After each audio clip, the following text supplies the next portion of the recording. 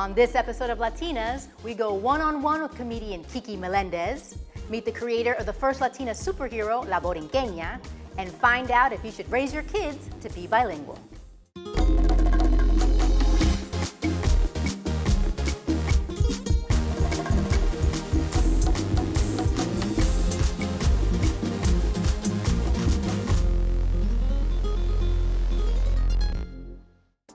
Welcome to Latinas, the show that's all about nuestras mujeres in the Latinx community. I'm Tinabeth Piña.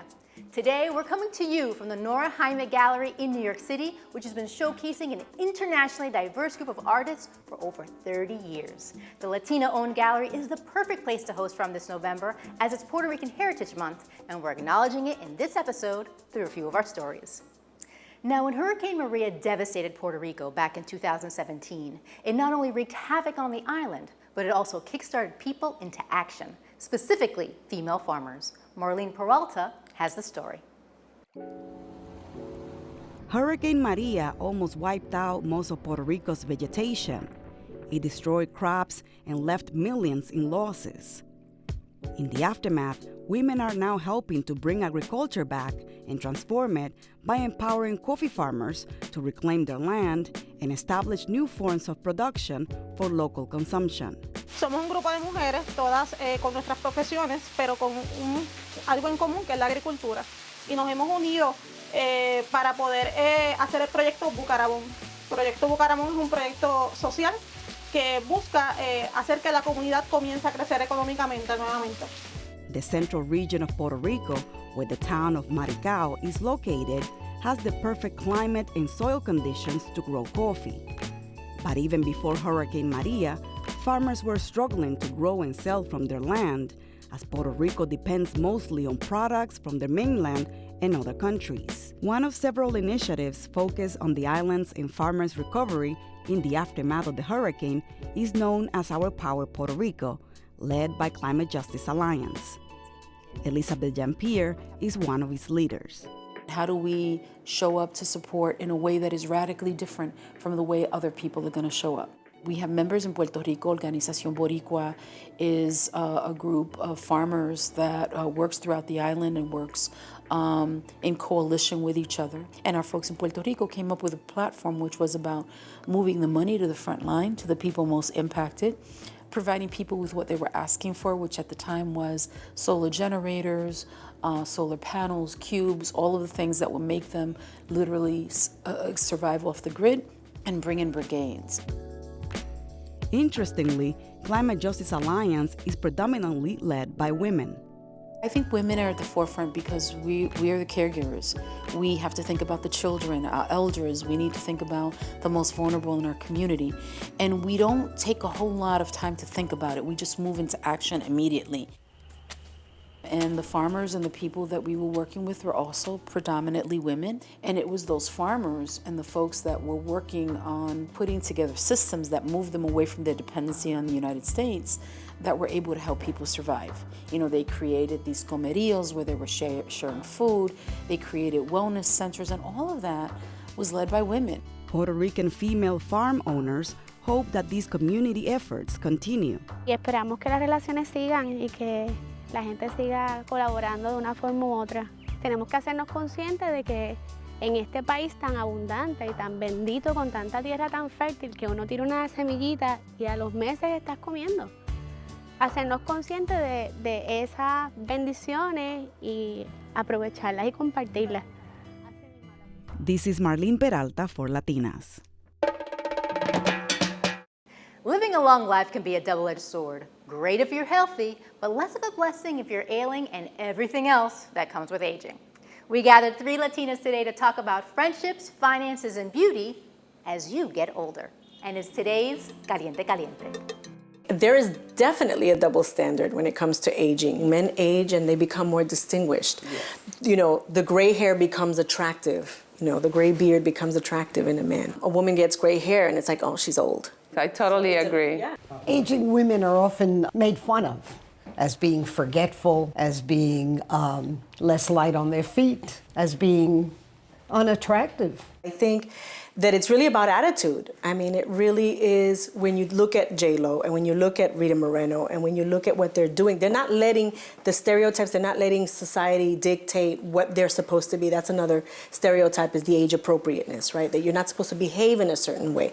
They're not letting any of society's norms dictate how they're supposed to look, what they're supposed to be doing, how they're supposed to be doing it. What I admire about them is that they're always reinventing themselves. Like, for example, J-Lo, she becomes a TV producer, she becomes a film producer. She's not just like I see some actresses, some people in show business that they just a pretty face and they never become a producer or they never evolve professionally. And I think that's what you have to do. I go back to the mindset idea, because I know that, when my daughter told me she was pregnant, having her first child, which would be my first grandchild, I was so excited. And then soon as like the excitement kind of settled a little bit, the first thought was like, oh, and what was it? What does that mean for me? And I suddenly felt my body slumping. That doesn't have to mean that I go into grandma mode, based on what I remember or what I thought. So I think it's mindset, right? It's changing the perception, my own conditioning, and then changing the perception of others of what that's supposed to look like. Finances are a big issue for Latinas. Yes. I mean, it's a big issue for the general population because the general population doesn't have enough savings for retirement. That's going to be the next crisis. But for Latinos, it's even worse. And we don't talk about it. We don't like to talk about money. Is a taboo in our community. So when we don't talk about it, we don't plan for it, we don't prepare for it. It's a huge issue when you're talking about Latinas who are, in many cases, are single household, like the head of household, right? Nice. So they're taking care of their families, right? Their children. They raise their children. They're also taking care of their parents, right? We're earning 47 cents to every dollar that our white male counterparts are earning. We're living longer lives. We are the supporters of our family, and statistics show that we spend 44% of our income taking care of those family members. The market is $1.7 trillion, the Latino market. Okay, so we are we spend big time, but we don't save for retirement. I think for me, living my best life is just trying to do as much of what really feeds my soul versus, what everybody or people are telling you is important, whether it's spending time with friends and family or just testing boundaries a little bit, testing my limits a little bit. Keeping healthy should be a priority for people as they age, Keep moving, keep eating healthy, keep doing things that you like. Friendships are critical to aging well, to aging with a sense of support and community. Friendships are critical, but it's also having the capability of making new friends, because I still can make friends. I'm making some here right now. It's a pleasure. It's such a pleasure. Yeah. Did you know that there's a Latina superhero called La Borinquena? If not, sit back, relax, and listen as Elena Romero meets the mastermind behind her, Edgardo Miranda Rodriguez. Look! It's a bird! It's a plane! It's La Borinquena! With the brains of an Ivy Leaguer and the strength of a superhero, this Afro-Latina heroine is on a mission to save the island of Puerto Rico from doom. Sporting box braids and superhuman powers granted by Taino gods, this champion of everything Puerto Rican has introduced a comic book audience to Boricua culture in New York City and on the island. All of this creativity is the brainchild of graphic novelist Edgardo Miranda Rodriguez. I met with him in his Brooklyn art studio. What was your inspiration for La Borinquena? It was in 2015 that then Governor Padilla of Puerto Rico announced that this $74 billion debt that Puerto Rico had amassed was unpayable. So I decided that I wanted to do something as an artist to help bring awareness to this humanitarian crisis that was affecting Puerto Rico, because no one was really talking about it in mainstream media. And then I thought to myself, what if I actually entered into the space and used my characters, my stories as a conduit, as a platform to try to bring conversations around what's really happening in Puerto Rico. And so I created this character called La Borinquena. So what does La Borinquena name reference? The original name of the island was Borinquen. The Taínos, the original inhabitants of Puerto Rico, referred to their land as land of the noble people, Borinquen. And when the national anthem was created, it was called La Borinquena, which is just a feminized version of the word Borinquen. So in creating my character, I thought, let me name her after the national anthem. Something that speaks to the island's heritage, something that speaks to the island's history, and also something that speaks to the island's feminine power. Visually, what I wanted to create an image that was promoting a healthy body image, an image that was promoting a healthy lifestyle.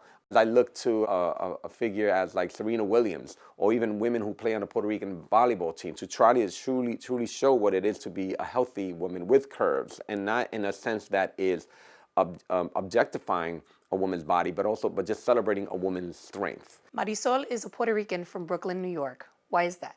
In creating my character, I thought it was really important to try to tie in the entire Puerto Rican experience. Presently, there are 6.5 million Puerto Ricans living in the United States and 3.3 million living in Puerto Rico. The first time in history, you have more than double the population living in the U.S. than you have actually living in the island. So you have close to 10 million Puerto Ricans now in the world.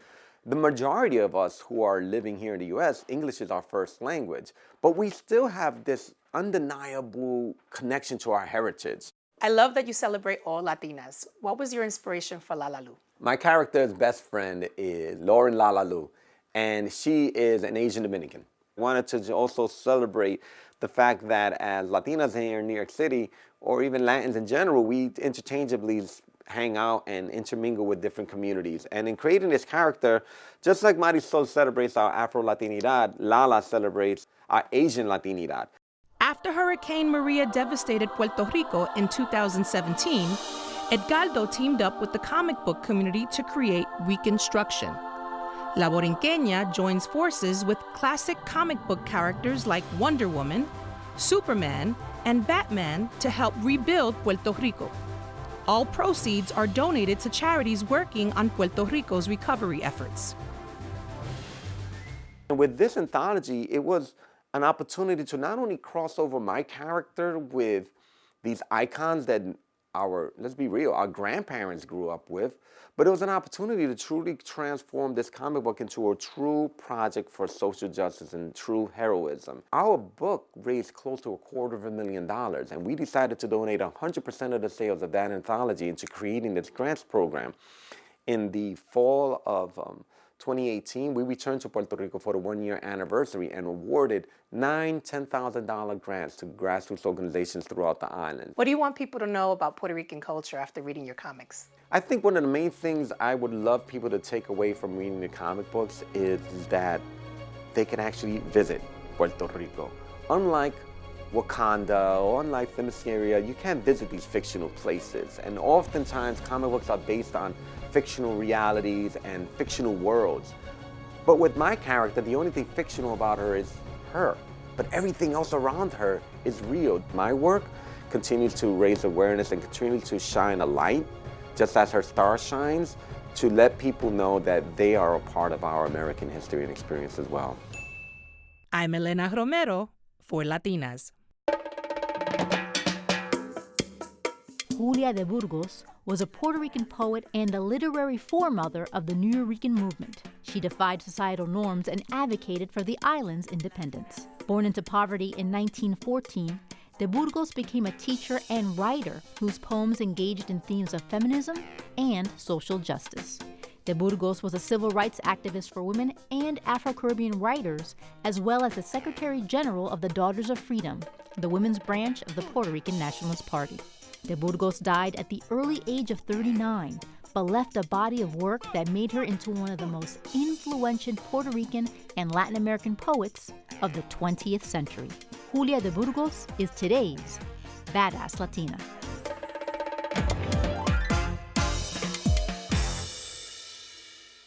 Kiki Melendez is a comedian and trailblazer whose Showtime series, Hot Tamales Live, has been a launching pad for female comics of all races since its debut in 2009. I sat down with her and found out how she got her start in show business and what keeps her passion for it burning. For the millionth time, what made you want to get into comedy? Well, it was actually my friend, Joey Vega, who's a comedian, and he and I were really good friends, and he said to me, Kiki, you are so funny. Why don't you get into stand-up? And this was like a long time ago, okay? I'm not gonna say how long. And he said to me, you should really try stand-up. And believe it or not, I was auditioning for Saturday Night Live within a week. Wow. And I was so scared at first, you know, I was petrified of the stage. And then, like, what ended up happening from that audition? Did you learn something Well, from it? I kind of gave up on comedy because one day I bombed so bad that I was traumatized. And I mean, people were just not laughing. And I remember one of my friends saying, you should have told us you were doing comedy. And I'm like, if I have to tell you, then you know, I'm obviously not doing a good job. So I kind of gave it up for like 7 years. I was traumatized. Wow. And what did you do in those 7 years? And I did Kiki Desde Hollywood for Galavisión. I started getting more into hosting and radio and doing more hosting than stand-up. And then I had a deal with a huge network. That didn't go through, even though it was a huge deal that I was in development for. And that's when I said, I gotta reinvent, I gotta get back to my roots, I gotta get back on stage. Yeah. And that's how I ended up getting Hot Tamales Live on Showtime. The other thing is, too, lots of people think it's overnight. You guys been at it for a long time. Well, you know the Hollywood saying, it takes 20 years to be an overnight success. I'm still working at it. I still got 20 more years You know, to people, go. oh my gosh, where did she come from? Todos estos hombres en América, lo único que quieren es mujeres. Doble cero como esas bailarinas brasileras. Ustedes necesitan una mujer como yo con chichos.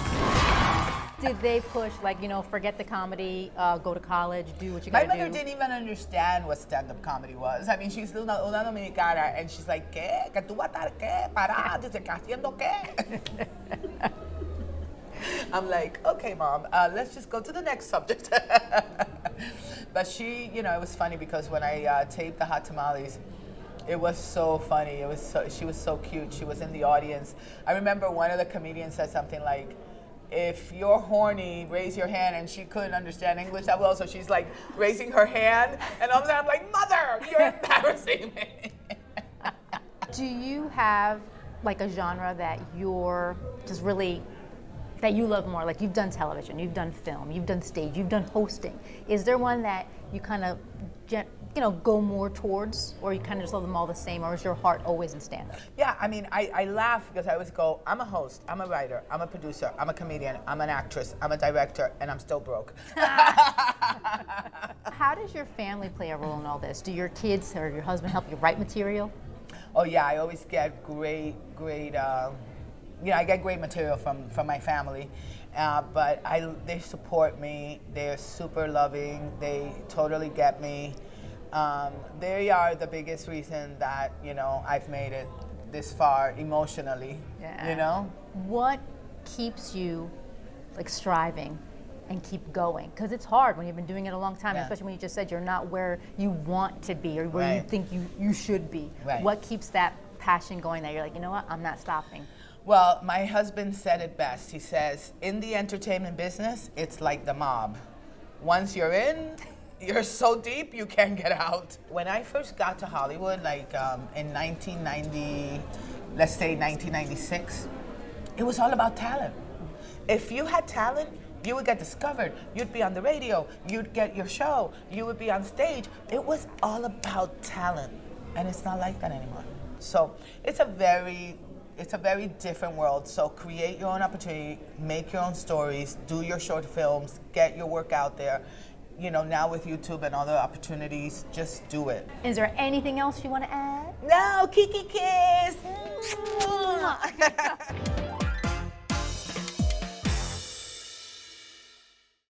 For all you mommies out there, have you ever wondered whether you should be raising your children to be bilingual? Correspondent and mom Gisela Sanders Alcantara sought out another bilingual mom to compare notes. Let's take a look. ¿Dónde estamos? Estamos en el Ciudad de México.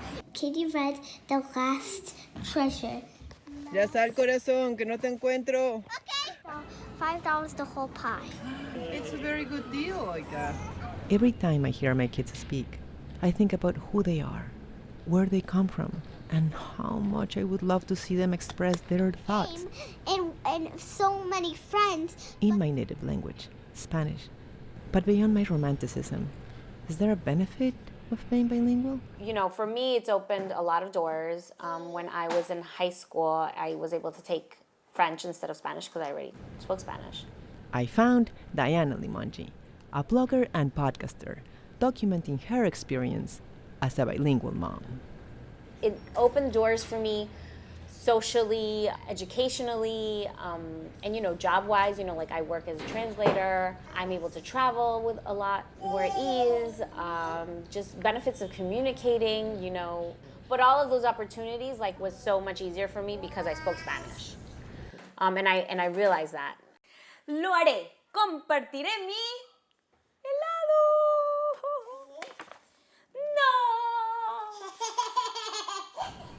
Because we share a common experience, I wanted to hear her perspective. And, for people who are thinking about doing this, it can be done. The earlier you start, the better. So if I could offer that to my kids, I really wanted to, that's why I was so committed to doing it. Right. That's why I started doing all the research, and that's how I discovered all the blogs, and that's kind of why I said, oh, I want to kind of share this journey because I know it's not easy. You have to, work at it every day. It gets harder when your kids start going to school. And I'm happy that you recognize that it's a marathon-like commitment. But it's worth it, I think, ¿Y por qué te gusta hablar español? Cuéntame. Porque no todo el mundo habla español y porque a la escuela hay muchos niños que hablan inglés. Sí, yo hablo español contigo. And also, don't get discouraged if your kids are mixing the languages because it's normal. If your kids code switch, if your kids prefer to say some words in one language because it's easier, that's normal developmentally. In the US, we constantly see how people are urged to speak mostly or only in English. A lot of immigrants that are newly arrived or first generation, they believe that they have to speak in English to their kids because we're in the United States now and this is the language. But really what the research shows and what is more beneficial to children is that you speak your native language and the language that you are most comfortable in and that you know more of. Because even if it's not English, when you are building those language skills, that is going to translate into kind of laying a foundation for the ability for your children to learn English. There's been an explosion of scientific research showing the benefits of being bilingual. It can slow down the effects of old age, open up career opportunities, widen your range of understanding and expression, which in turn makes you a more compassionate person and smart. Ya estamos. Te toca a ti. And bilingualism will not create a language delay. Just because you're teaching your kid 2 languages does not mean that they're going to be delayed. Just remember that they're learning the same amount of words, just in 2 separate pieces, if that makes sense. Yeah. Sharing my story for Latinas, Gisela Sanders Alcantara. From advising Governor Cuomo on New York's environmental policy to serving as the executive director of the Audubon Society in California, Brenda Torres Barreto is now back in her native Puerto Rico as the executive director of the San Juan Bay Estuary Program. And she's today's Latina on the rise. Someone asked me, Brenda, are you always running? And I said, yes. No one really thinks of an environmentalist as someone super busy, but this is how we are. Brenda Torres Barreto has been an environmentalist all of her life. But after Hurricane Maria devastated Puerto Rico in 2017, she's been making the environment something she wants everyone to understand and appreciate even more. We love the environment. We take it most of the time for granted, but we don't understand that we have to really invest time, resources in actually keeping a balance around their environments. The San Juan Bay Estuary Program, which restores the water quality of a 97 square mile metropolitan region of Puerto Rico, not only does conservation work, but also supports the needs of the surrounding communities on the island. So last summer, it teamed up with New York City college students to help with Puerto Rico's environmental cleanup after Hurricane Maria. I think networks are critical in these circumstances. We We're living in a crisis. I think the students will definitely and hopefully bring this information back to their communities, share it with them, and eventually bring additional support that is needed in Puerto Rico so much. In the meantime, Brenda will continue to work tirelessly for her beloved Puerto Rico and has this advice for budding Latina environmentalists. To be ambitious and to embrace every single opportunity like there is no tomorrow. I feel very excited every day to wake up and to have the opportunity to affect change and to be instrumental in bringing resources. And this is a time for every single environmentalist to be more than environmentalists, like social ecologists, people that could actually bring the environment to the people and the people to the environment.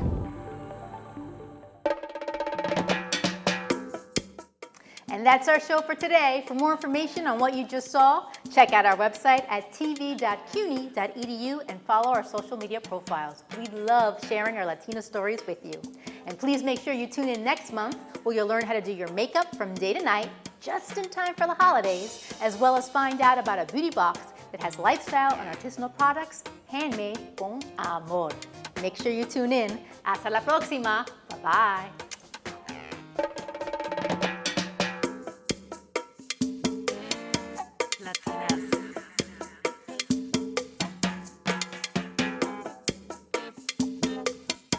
LATINAS.